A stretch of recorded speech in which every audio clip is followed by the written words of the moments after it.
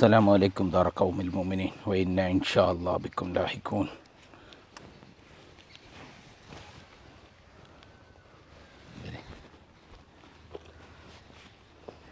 അപ്പോൾ ശ്രീധരൻ ഭായ്, എല്ലാ വെള്ളിയാഴ്ചയും നിങ്ങൾ ഈ ഖബർസ്ഥാനിലുണ്ടാവും, ഇവിടെ പ്രാർത്ഥിച്ചുകൊണ്ടുണ്ടാവും.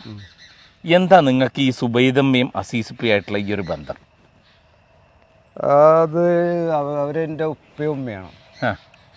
എനിക്ക് ഉപ്പയും ഉമ്മയും എന്ന് പറയാൻ കാരണം, എനിക്ക് ഒരു വയസ്സായപ്പോൾ, ഇപ്പോൾ എനിക്ക് 49 വയസ്സായി. ഒരു വയസ്സായപ്പോൾ അമ്മ മരിച്ചു. എനിക്ക് അച്ഛനുണ്ടായിരുന്നു. അപ്പോൾ ആ ഉപ്പാൻ്റെ ഉമ്മാൻ്റെ നിങ്ങളുടെ ഒരു വയസ്സിൽ എനിക്ക് ഒരു വയസ്സായപ്പോൾ, അപ്പോൾ ഉപ്പാൻ്റെ ഉമ്മാൻ്റെ വീട്ടിലത്തെ പണിക്കാരായിരുന്നു അച്ഛനും അമ്മയും. നിങ്ങളുടെ അച്ഛനമ്മയും? അച്ഛനമ്മയും. അപ്പോൾ അമ്മ മരിച്ചു കഴിഞ്ഞപ്പോൾ ഈ അമ്മനെ കാണാൻ വന്നതായിരുന്നു ഉപ്പയും ഉമ്മയും. അപ്പോൾ എനിക്ക് 2 ചേച്ചിമാരുണ്ട്. അന്ന് അമ്മ മരിച്ചപ്പോൾ ഒരു ചേച്ചിക്ക് 5 വയസ്സും ഒരു ചേച്ചിക്ക് 11 വയസ്സും. അപ്പോൾ ഞങ്ങൾ 3 മക്കൾ. അപ്പോൾ ഉമ്മയും ഉപ്പയും വന്നിട്ട് ഉമ്മ പിന്നെ തോളത്തിട്ട് കൊണ്ടുപോയി, പിന്നെ 2 മക്കളെ, 2 പെങ്ങന്മാരെയും പിന്നെ ഉപ്പ അവർ ഉപ്പാൻ്റെ ഉമ്മാൻ്റെ വീട്ടിലേക്ക് കൊണ്ടുവന്നു. അപ്പോൾ ഈ ഒരു പ്രായത്തിൽ ആയതുകൊണ്ടാണ് നമുക്കത് ഉപ്പയും ഉമ്മയും. ഉപ്പയെ പോലെ ഉമ്മയെ പോലെ അല്ല, ഉപ്പ ഉമ്മ കറക്റ്റ്. അതായത് ഒരു വളർത്തച്ഛൻ വളർത്തമ്മ എന്ന് പറയാൻ കൂടി കഴിയില്ല. അല്ലല്ല, അത് നമുക്ക് അത് തോന്നാത്തത് എന്താന്ന് വെച്ചാൽ, അത് നമ്മളോട് അവർ ഒരു ഉപ്പാൻ്റെയും ഉമ്മാൻ്റെയും അതേപോലത്തെ സ്നേഹം, അതേപോലെ ശരിക്ക് ഞങ്ങളെ പാടില്ല. അത് അവർക്ക് മക്കളൊന്നും ഉണ്ടായിരുന്നില്ലേ? അവർക്ക് 3 മക്കളുണ്ട്. പിന്നെ അവര് നമുക്ക് തരുന്ന സ്നേഹം അങ്ങനത്തെ സ്നേഹം ആയതുകൊണ്ടാണ് ഒരു ഉപ്പാൻ്റെ ഉമ്മാൻ്റെ സ്നേഹം തന്നെ. അല്ലാതെ വേറൊരു പിന്നെ പുറമെ കാണിക്കാൻ, അല്ലെങ്കിൽ ഇവർ ശ്രീധരനാണ്, ഇവർ ഹിന്ദുവാണ്, അങ്ങനത്തെ കാഴ്ചപ്പാട് ഉപ്പാക്കൂല ഉമ്മാക്കൂല മക്കൾക്കൂല. അല്ല, നിങ്ങളുടെ പെങ്ങന്മാരൊക്കെ കല്യാണം അവരെന്നെയാണ് കല്യാണം കഴിപ്പിച്ചു വിട്ടത്. അവരാണ്. അതിലും വേറെ രസം എന്താ വെച്ചാല്, ഉപ്പ പിന്നെ പള്ളിക്കത്തെ മദ്രസത്തെ മൂല്യരാണ്. ആസീസുപ്പ. അപ്പോൾ ഈ കുറച്ചൊക്കെ പ്രായമാകുമ്പോൾ നമുക്ക് കുറച്ചൊക്കെ ഒരു അറിവൊക്കെ ആകുമ്പോൾ നമ്മൾ ഓരോ കാര്യങ്ങൾ ഇങ്ങനെ ചോദിച്ചപ്പോൾ ഒരു പ്രാവശ്യം ഞാൻ ഉപ്പാൻ്റെ അടുത്തും ഉമ്മാൻ്റെ അടുത്തും പറഞ്ഞു, നിങ്ങൾക്ക് ഇന്ന് ജാതി മാറ്റിക്കൂടെ എന്ന് വെച്ചു. അപ്പോൾ ഉപ്പാൻ്റെ അടുത്ത് അല്ല, ഉമ്മാൻ്റെ അടുത്ത്. നമ്മൾ ആദ്യം കാര്യങ്ങളൊക്കെ ചർച്ച ചെയ്യുക ഉമ്മാൻ്റെ അടുത്താണ്. അത് അങ്ങനെയാണല്ലോ ശരിക്കും. നമുക്ക് അമ്മമാരോടും ഉമ്മമാരോടും അവരോട് കൂടുതൽ ഉണ്ടാവും. അപ്പോൾ ഉമ്മയുണ്ടായത് ഉപ്പയുണ്ടായിരുന്നു ആ ചോദിച്ചപ്പോൾ. അപ്പോൾ ഉമ്മ പറഞ്ഞു, ഇങ്ങനെ ആരോ എന്തേലും പറഞ്ഞു ചോദിച്ചു, ഇങ്ങനെ ഹിന്ദുവായിട്ട് എന്തേലും പറഞ്ഞു ചോദിച്ചു. ഞാൻ പറഞ്ഞു, അല്ല പറഞ്ഞിട്ടൊന്നുമില്ല. പിന്നെ എന്ത് ചോദിച്ചു, അല്ല ഇപ്പം ഇങ്ങനെയൊക്കെ എന്താ തോന്നാൻ കാരണം ചോദിച്ചു. എത്രാമത്തെ വയസ്സിലാണ്? അതൊരു 15-16 വയസ്സിലൊക്കെ. 10ാം ക്ലാസ്സൊക്കെ പഠിക്കും. 10ാം ക്ലാസ്സൊക്കെ പഠിച്ചിട്ടുണ്ട്. അതിൽ ഉപ്പയും ഉമ്മയും പറഞ്ഞു, ഈ ജാതി മതമൊക്കെ ആരുണ്ടാക്കി ചോദിച്ചു. ഇപ്പോൾ മുസ്ലിങ്ങൾക്ക് പറയാൻ മൂല്യരാണ്. അതാണ് ഏറ്റവും വലിയൊരു ഇത്. പിന്നെ ജാതി, പിന്നെ മുസ്ലിംസിന് പിന്നെ ഖുറാന്, ക്രിസ്ത്യൻസിന് ബൈബിള്, ഹിന്ദുസിന് മഹാഭാരതം, രാമായണം, ഇതൊക്കെ ഉണ്ട്. ഇതിലൊക്കെ എല്ലാത്തിനും അടിത്തറ ഒന്നാണ്. കാരണം എല്ലാവരും സ്നേഹിക്കുക, എല്ലാവർക്കും നന്മ ചെയ്യുക, ആരും അതിലും പിന്നെ ഒന്നും പിന്നെ മോശം പറഞ്ഞിട്ടില്ലല്ലോ. അപ്പം എല്ലാത്തിൻ്റെ അടിത്തറ ഒന്നാണ്. അതുകൊണ്ട് തൽക്കാലം ജയിത്തനം നിന്ന കുഴപ്പമൊന്നും. 2 ആഴ്ച ക്വാറന്റൈനാണ്.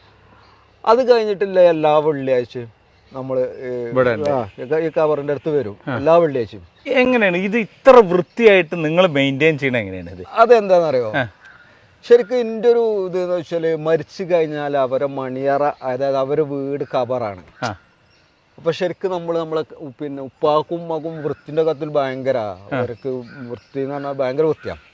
അപ്പോൾ അവരെ വീട് അതാണ്, ഉപ്പാൻ്റെ ഉമ്മാൻ്റെ വീട് അതാണ്. അപ്പോൾ ഞാൻ അതിന് വേണ്ടി 2-3 കുപ്പി വെള്ളം എടുത്തിട്ട് മീസാങ്കല്ല് കഴുകും. അതിന് ചൂലുണ്ടാവും, ആ ചൂല് കൊണ്ട് അടിച്ചു വാരാണ്ട് ശരിക്കും എല്ലാം ക്ലിയർ ആക്കിയിട്ട് ഇപ്പോൾ ഇവിടെ കണ്ട മനസ്സിലാവും. ഇവിടെ അത് മഴയാണെങ്കിലും ഇല്ല, വെയിലാണെങ്കിലും ഇല്ല.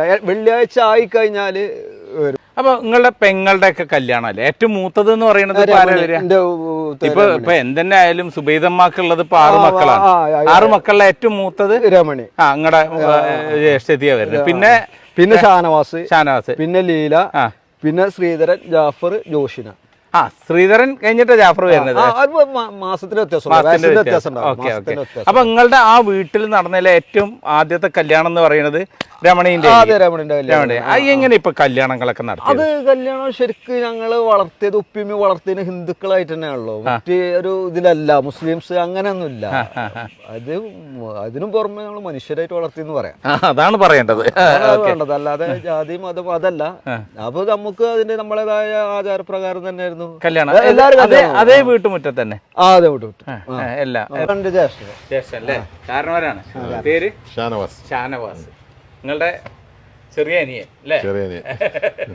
അതെ, കേട്ട് നമ്മൾ ആ കബസ്ഥാനും ഇതൊക്കെ കൂടി കണ്ട് നിങ്ങളൊന്ന് കാണുകയും കൂടി ചെയ്യാൻ പറഞ്ഞു വന്നാണ്. അപ്പഴേ സുബൈദമ്മ ഇതുപോലുള്ള സഹോദരന്മാരുടെ നടുവിൽ ഇരിക്കാൻ കഴിയാന്ന് പറയുന്നത് തന്നെ ഭാഗ്യമാണ്. ഷാനവാസും ശ്രീധരനും ഇവരൊക്കെ ഒരേ വീട്ടിൽ ഒരുമിച്ച് വളർന്ന് ഇന്ന് കാലത്ത് കണ്ടല്ലോ മലീമസമായിട്ടുള്ള നമ്മുടെ ഈ ലോകത്ത് എന്തിനും ശ്വാസം വിടുന്നതിൽ വരെ നിങ്ങൾ ജാതിയും മതവും പറയുന്നുണ്ട്. ഓരോ സംഗതിയിലും, അതായത് ഒരാളെ കാണുന്നത് തന്നെ അവന്റെ ജാതി ഏതാണ് മതം ഏതാണ് നോക്കിയിട്ടാണ് നിങ്ങൾ ഓരോരുത്തരും ഇന്ന് കാലത്ത് നടക്കുന്നത്. ദയവ് ചെയ്ത് കുഞ്ഞു മക്കളുണ്ട്, അവരുടെ ആ കുഞ്ഞു മക്കൾ വളർച്ചയെ തന്നെ മുളയിൽ നുള്ളിവിടി.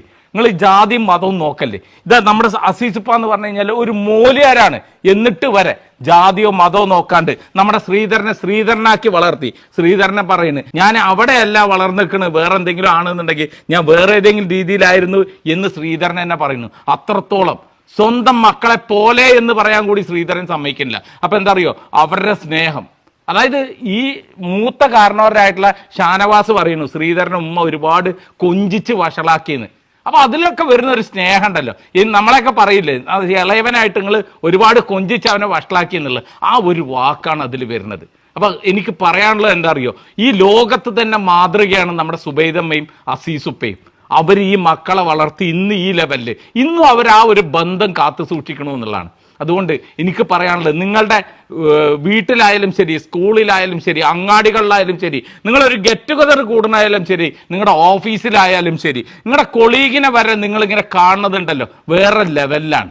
അതെന്താന്ന് വെച്ച് കഴിഞ്ഞാൽ ഇന്ന് അത്രത്തോളം ജാതിയും മതവും അത്രത്തോളം കൈകടത്തിയിരിക്കുന്നു. ഓരോ കാര്യത്തിലും, വിദ്യാഭ്യാസത്തിലായാലും ശരി, രാഷ്ട്രീയത്തിലായാലും ശരി, നമ്മളെ സാധാരണ സ്കൂൾ ജീവിതത്തിലായാലും ശരി, എല്ലാ മേഖലയിലും ഈവന്റ് ഭക്ഷണത്തിനും വസ്ത്രത്തിനും വരെ ജാതിയും മതവും പറയുന്ന ഓരോരുത്തർക്കും ഉള്ളതാണ് ഇതുപോലുള്ള ഈ ഒരു കുടുംബം. എനിക്ക് പറയാനുള്ള എന്താ അറിയോ, മനുഷ്യനെ മനുഷ്യനായി കണ്ട് നിങ്ങൾ വളരെ. നമ്മുടെ സുബൈദമ്മാക്കും അസീസുപ്പാക്കും അവർ മരിച്ചുപോയി എങ്കിലും അവരുടെ പരലോക ജീവിതം വിജയിപ്പിക്കാനും അതുപോലെ തന്നെ അവർ വളർത്തിയുണ്ടാക്കിയ ഈ മക്കൾ ഇന്നും ലോകത്തിന് മാതൃകയാണ്. മലപ്പുറം ജില്ലയ്ക്ക്, അതായത് നമ്മുടെ ഷാനവാസ് ഭായി പറഞ്ഞ മാതിരി മലപ്പുറം ജില്ലയെ സംബന്ധിച്ചിടത്തോളം ഇത് പുത്തിരി അല്ല എന്നാ പറഞ്ഞത്, ഇത് പുത്തിരിയായി മാറുന്ന ഇന്നത്തെ ഈ കാലഘട്ടമാണ്. അതുകൊണ്ട് മാക്സിമം ഈ വീഡിയോ ഷെയർ ചെയ്യുക, എല്ലാവരിലേക്കും എത്തിക്കുക. ഉള്ളിന്റെ ഉള്ളിൽ ജാതിയോ മതത്തിന്റെ ഒരു കണുണ്ടെങ്കിൽ അത് വലിച്ചെറിയാൻ ഈ ഒരു വീഡിയോ കാരണമാവണം എന്ന് മാത്രമേ എനിക്കുള്ളൂ. അപ്പൊ അടുത്തതുപോലുള്ള വീഡിയോ കാണുന്നവരെ ബൈ.